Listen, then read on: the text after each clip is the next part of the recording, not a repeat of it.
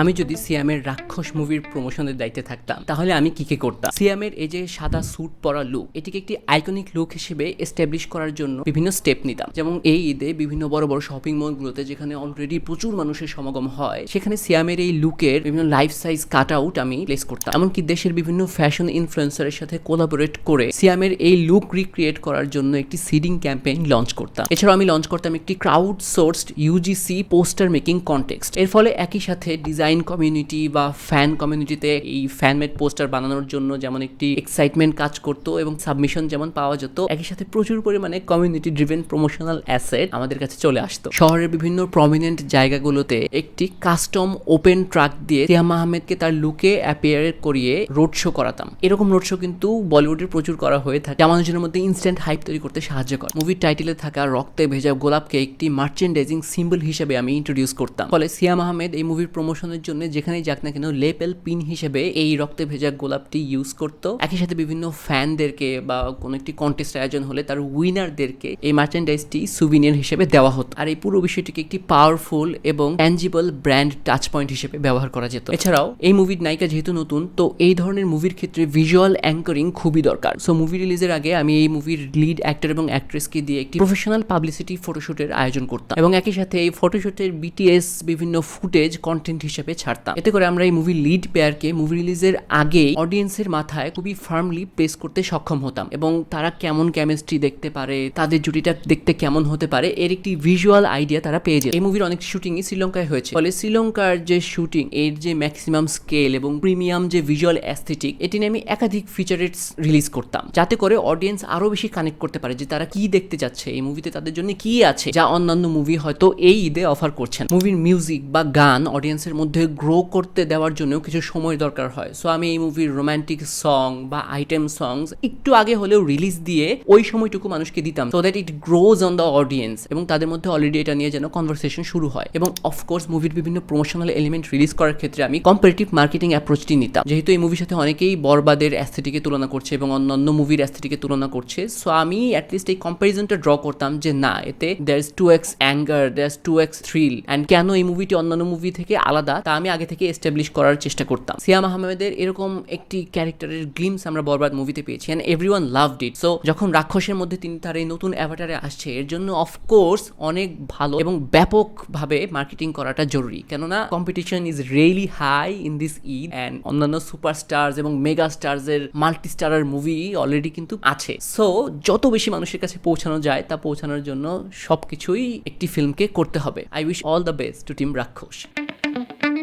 এই ঈদের মুভি বনলতা এক্সপ্রেসের মার্কেটিং টিমে থাকলে আমি যা যা করতাম, ঢাকা শহর ছাড়াও বিভিন্ন জেলার বড় বড় রেলওয়ে স্টেশনগুলোতে বনলতা এক্সপ্রেস মুভির ইমার্সিভ সব পোস্টার দিয়ে out of home marketing campaign launch করতাম, কেননা এই মুভির কোর ন্যারেটিভ কিন্তু এই ট্রেনের সাথেই কানেক্টেড। আমার চেষ্টা থাকতো এই মুভিকে একটি কালচারাল ফেনোমেনন বানানো, যে কারণে আমি এই ঈদকে সামনে রেখে এর বিভিন্ন ক্যারেক্টারকে ফিচার করে আকর্ষণীয় নানান ডিজাইনের ঈদ কার্ড অনলাইনে লঞ্চ করতাম। এই লিমিটেড এডিশন ঈদ কার্ডগুলো অডিয়েন্স কালেক্ট করতে পারতো, ফলে মুভি রিলিজের আগেই প্রচুর হাইপ জেনারেট হতো এবং এ নিয়ে প্রচুর কনভারসেশন ক্রিয়েট হতো। এছাড়াও মুভির অ্যাক্টরদেরকে তাদের ক্যারেক্টারে একদিন হলেও বনলতা এক্সপ্রেসে আমি ট্রাভেল করাতাম এবং দূর থেকে তা ফিল্ম করে অনেকগুলো কন্টেন্ট তৈরি করতাম। এই গেরিলা স্টান্টের মাধ্যমে প্রচুর পরিমাণে মিডিয়া কভারেজ, পিআর যেমন হতো, একই সাথে ইউজিসি কন্টেন্টের একটি ভালো পাইপলাইন তৈরি হয়ে যেত। এমনকি ঢাকা শহরের মেট্রোর ইন্টেরিয়রেও আমি এই মুভি প্রমোট করতাম। এতে করে শহরবাসীর মধ্যে ম্যাক্সিমাম অ্যাড রিকল এবং একই সাথে ওয়ার্ড অফ মাউথ নিশ্চিত করা যেত, কেননা প্রতিদিন হাজার হাজার মানুষ এই মেট্রো দিয়ে চলাচল করে। এছাড়াও আমি দেশের প্রমিনেন্ট থিয়েটার যেমন স্টার সিনেপ্লেক্স বা ব্লকবাস্টারের সাথে পার্টনারশিপ করে ট্রেইনের টিকিটের আদলে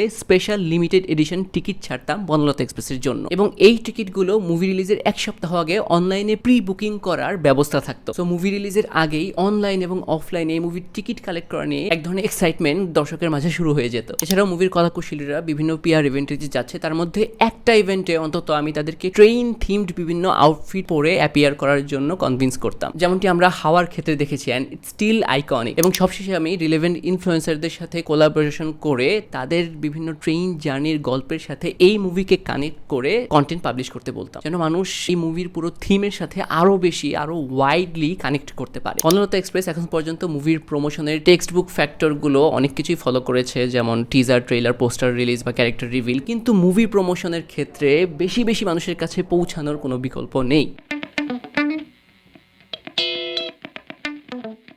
আফরান নিশোর নতুন মুভি দমের প্রমোশনাল টিমে যদি আমি থাকতাম তাহলে আমি কি করতাম? প্রথমে আমি এই মুভির ডিজিটাল ফুটপ্রিন্ট এবং এসইও অপটিমাইজ করার জন্য চেষ্টা করতাম। এর জন্য এর ফুল IMDb page, Wikipedia page, even একটা ফেসবুক পেজ আলাদাভাবে আমি রেডি করতাম, যেন মানুষের কৌতূহল হলে সে যখন সার্চ করে বা এই মুভি সম্পর্কে জানার জন্য খোঁজে তখন যেন সে এই মুভির সাথে রিলেভেন্ট তথ্য পায়। এই মুভির জন্য ফরেন লোকেশনে যে চ্যালেঞ্জিং শুটিং করা হয়েছে তা আমি ক্যাপিটালাইজ করার চেষ্টা করতাম। ফলে শুটিং করার এক্সপিরিয়েন্স নিয়ে এর অ্যাক্টর অ্যাক্ট্রেসদের ইন্টারভিউগুলোকে আমি একসাথে মার্জ করে রিলিজ না দিয়ে এপিসোড বাই এপিসোড একটি একটি করে রিলিজ দিতাম। এবং হায়ারার্কিতে দেখা যেত যে প্রথমে হয়তো ডিরেক্টর, তারপরে হয়তো অ্যাক্ট্রেস, তারপরে হয়তো সাপোর্টিং অ্যাক্টর এবং সবশেষে লিড অ্যাক্টর তথা নিশোর যে ইন্টারভিউ তার এইভাবে রিলিজ করতাম। একাধিক মাইক্রো কন্টেন্টের পাইপলাইন সবসময় একটি লং ভিডিও থেকে ভালো কাজ করে। স্পোর্টস রিলেটেড পিআর ইভেন্টগুলোকে আমি একটু এলিভেট করার চেষ্টা করতাম। যেমন আফরান নিশো অলরেডি তার টিমকে নিয়ে বাংলাদেশ ভার্সেস পাকিস্তানের ম্যাচে গ্যালারিতে অ্যাপিয়ার করেছে। আমি একে এক ধাপ উপরে নিয়ে যেতাম। যেমন হয়তো কমেন্টেটর বক্সে যদি নিশো আসতো এবং তাকে একবার দুইবার জন্য দেখাতো বা সে কিছুক্ষণ স্পোর্টস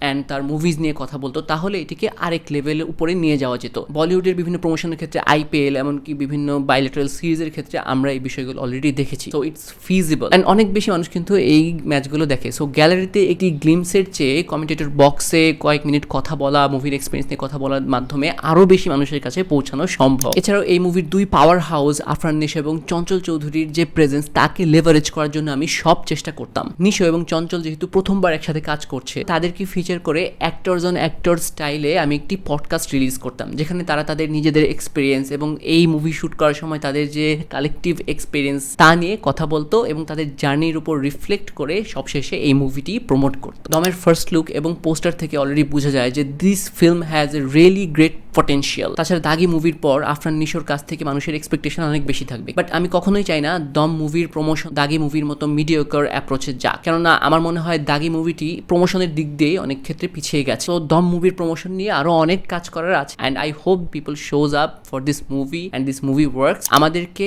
অ্যাকচুয়ালি মুভির প্রমোশনকে অনেক সিরিয়াসলি নেওয়া উচিত। I wish all the best to team দম অ্যান্ড আফরান নিশো।